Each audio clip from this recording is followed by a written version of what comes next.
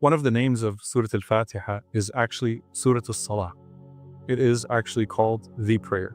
And we'll talk about a narration why the ulama call it that, because Allah subhanahu wa ta'ala has referred to it as As-Salah. And that is to say that there is no Salah without Al-Fatiha.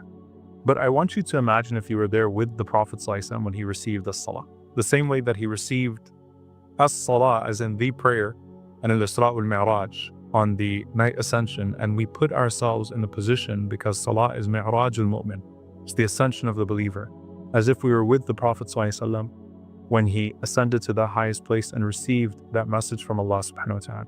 Likewise, imagine you're with the Prophet ﷺ. And Abdullah ibn Abbas radiallahu ta'ala anhuma, he says that when Jibreel alayhi salam was with the Prophet ﷺ one day, he heard a sound from above like a door opening. And he looked up and he said, هَذَا بَابٌ قَدْ فُتِحَ مِنَ السَّمَاءِ. This is a door that has opened from the heavens, and it has never been opened before. And he said that an angel came down from it and came to the Prophet ﷺ and said, receive the glad tidings of two lights that have been given to you and have never been given to anyone before. And that was Al-Fatiha and the last two verses of Surah Al-Baqarah.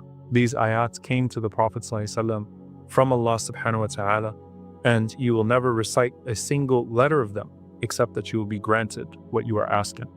SubhanAllah, if you imagine that there's no equivalent of Al-Fatiha in any scripture before, that no prophet was given a gift, no ummah was given what we were given through Surah Al-Fatiha. You enter into your salah and the conversation with the King of Kings begins. Now, the Qur'an is a monologue. Allah speaks directly to us. And what we learn from that process of the Qur'an being a monologue is two things. And Imam al-Ghazali rahimahullah said that the division of how the ranks of the believers are in regards to their conversation with Allah is that there are those who can anticipate and connect with the Qur'an as revealed to the Prophet ﷺ. And then there are those who interact with the Qur'an as if it was revealed to them. And then the third, which is the highest, are those that put themselves in the position as if Allah is speaking to them directly, meaning as if they're feeling it, they're sensing that conversation with Allah subhanahu wa ta'ala. But the Qur'an is a monologue. Dua is a dialogue, right? Dua is two ways. Allah subhanahu wa ta'ala speaks to us and we speak to Him. And a dua huwa al-ibadah, as the Prophet ﷺ said, supplication is worship. And when it comes to Surah Al-Fatiha, Surah Al-Fatiha is a dialogue with Allah subhanahu wa ta'ala. And it's a beautiful dialogue. Allah subhanahu wa ta'ala says in the Hadith Qudsi, قَسَمْتُ الصَّلَاةَ بَيْنِي وَبَيْنَ عَبْدِي نِصْفَيْنِ. I have divided this prayer between me and my slave into two halves. So as-salah here is referring to Al-Fatiha. And here's what I want you to visually capture, which is absolutely incredible. If you were to look at Surah Al-Fatiha, the first half of Surah Al-Fatiha up until Ihdina as-Sirat al-Mustaqim, that is the part that is praising Allah subhanahu wa ta'ala. The second half is the dua, is the ask from Allah subhanahu wa ta'ala. If you look at it visually, it's exactly half the page. So it is two halves that Allah subhanahu wa ta'ala has mentioned. And this is an important distinction to make. There is a hadith where Mu'adh radiallahu anhu was with the Prophet ﷺ. He says, Ya Mu'adh ibn Jabal. He calls him out 3 times. O Mu'adh, O Mu'adh. And Mu'adh says, Labbayka ya Rasulullah, here I am, O Messenger of Allah, here I am. And he says, do you know what the right of Allah upon His servants is? What is it, Ya Rasulullah?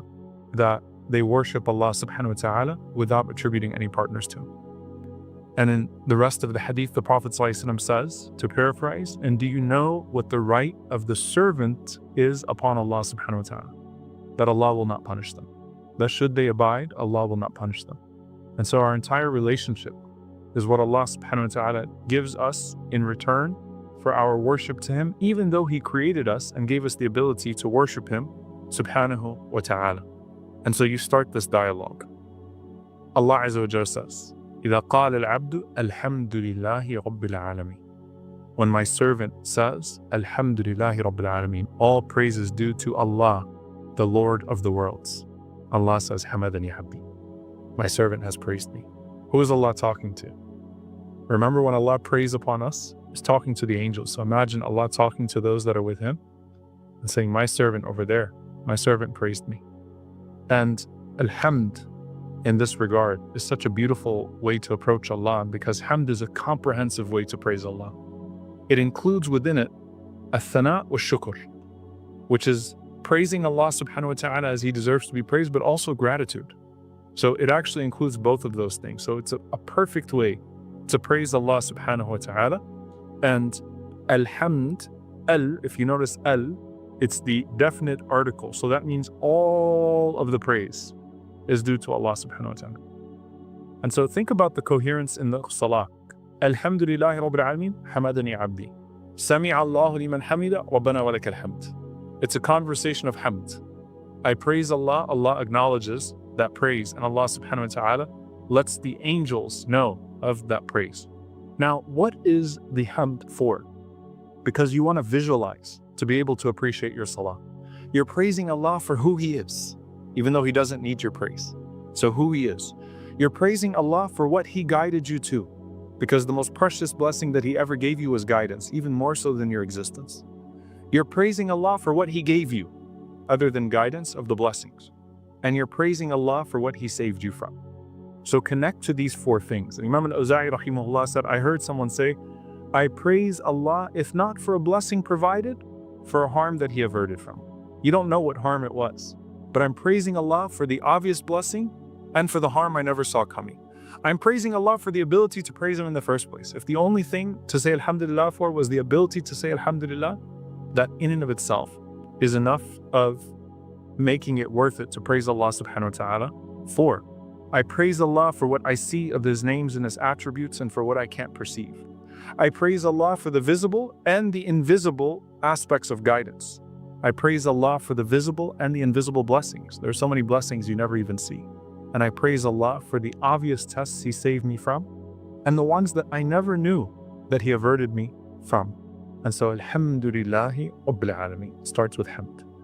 And here you have Lillah, which is Allah subhanahu wa ta'ala, and particularly Rabbil Alameen, the Lord of all the worlds.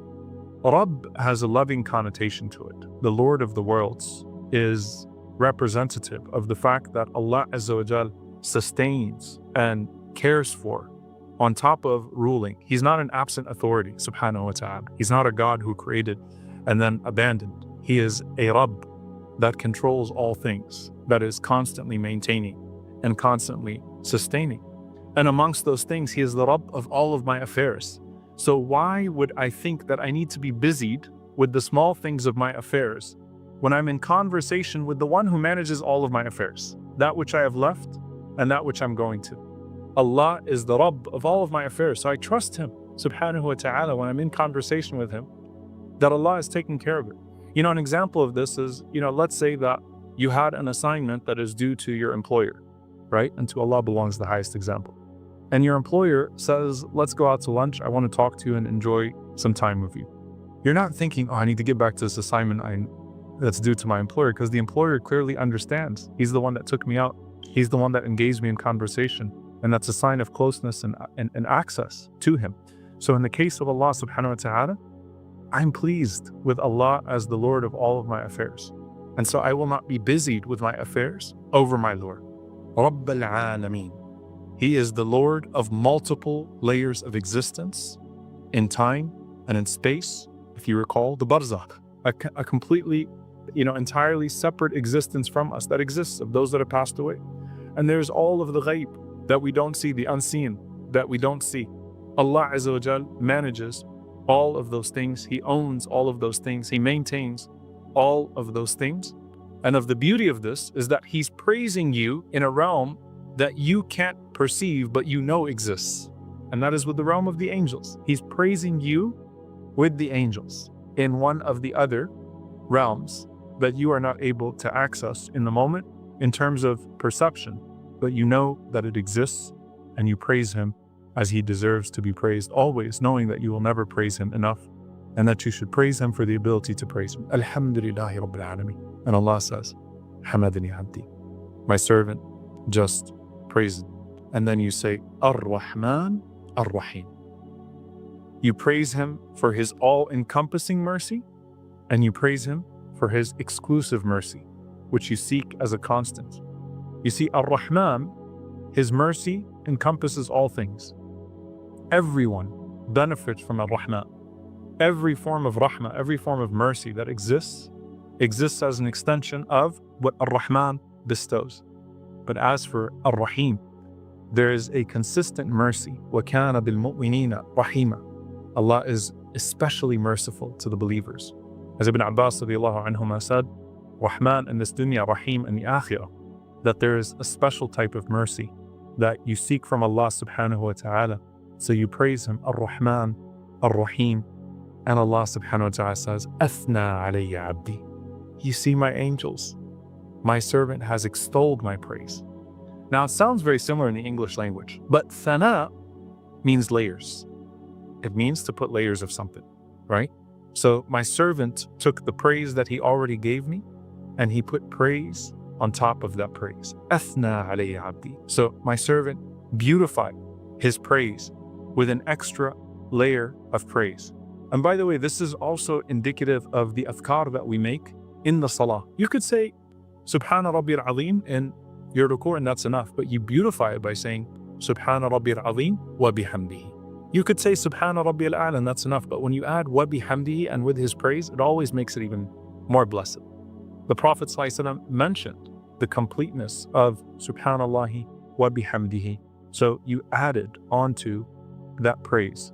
And you think about when you will need Allah's mercy most, even though you always need it. And you think about the Day of Judgment. And what's the next verse? Maliki yawmiddin, Master of the Day of Judgment. And subhanAllah, you move, as the scholars say, from praising Allah for His Jamal to praising Allah for His Jalal, for praising Allah for His beauty, to praising Allah for His majesty, for His authority. There's a fear that exists, a trepidation when the believer thinks about Yawm al-Din, thinks about the Day of Judgment, resurrection, retribution, death, right?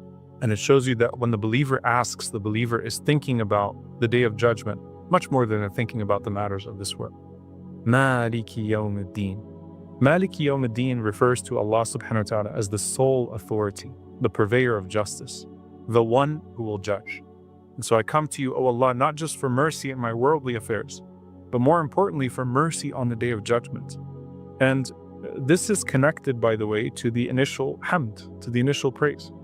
Allah subhanahu wa ta'ala says, وَقُضِيَ بَيْنَهُمْ بِالْحَقِّ وَقِيلَ الْحَمْدُ لِلَّهِ رَبِّ الْعَالَمِينَ. That when the judgment takes place and it's all said and done, and the gavel drops, then it is said, Alhamdulillahi Rabbil Alameen. When we think about people who have been dealt with injustice, there's hamd on the Day of Judgment when they see that on Yawm al-Din, Allah did not forget the debt that was owed to them, the injustice that was committed against them. We think about that especially with our brothers and sisters in Gaza, that think about the hamd, the relief that you feel when the injustice that bothered you, you see that Allah subhanahu wa ta'ala did not let it go, right? So you go from praising Allah subhanahu wa ta'ala for His encompassing mercy, and then specifically His authority. And this is the difference now between Athna alayya abdi and what Allah says after you say Maliki yawmiddin. Allah says after you say Maliki yawmiddin, Majjadani abdi. Majjadani abdi. Which would mean my servant has glorified. The difference between thana and tamjid. Thana is all-encompassing praise. Tamjid is glorifying Allah for specific notions of kingship and authority.